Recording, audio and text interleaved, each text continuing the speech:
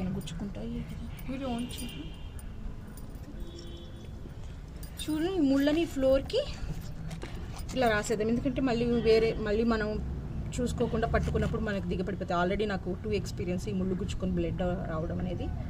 So అందుకనేసి నేను ఈ ముళ్ళుని ఇట్లా ఫ్లోర్కి ఇచ్చేసేస్తున్నాను. ఓకే, చూసారా ఈ వంకాయ సైజ్ ఎంత వచ్చిందో, ఎంత నాకు హ్యాపీ అనిపిస్తుందో. ఓకే, నెక్స్ట్ సెట్కి వెళ్ళిపోదాం రండి.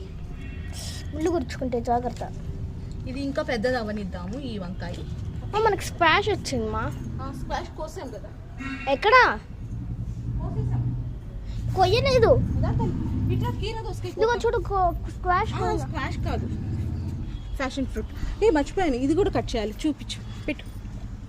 ఇది కూడా గుత్తిబీర అండి, ఇది కూడా కట్ చేద్దాం. ఓకే, ఇది ఒకటి గుత్తిబీర. ఓకే తల్లి, వంకాయలు చాలానే ఉన్నట్టు.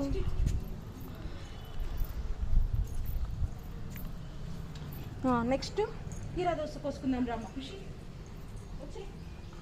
ఖుషి కీరా దోశ బాగా కనిపించేటట్లు తీ.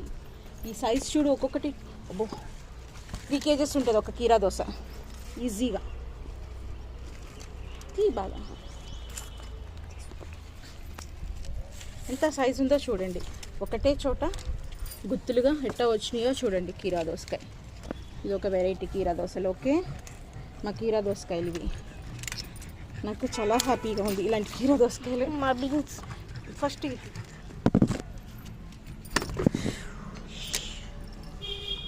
అది పెట్టేసే ఫస్ట్.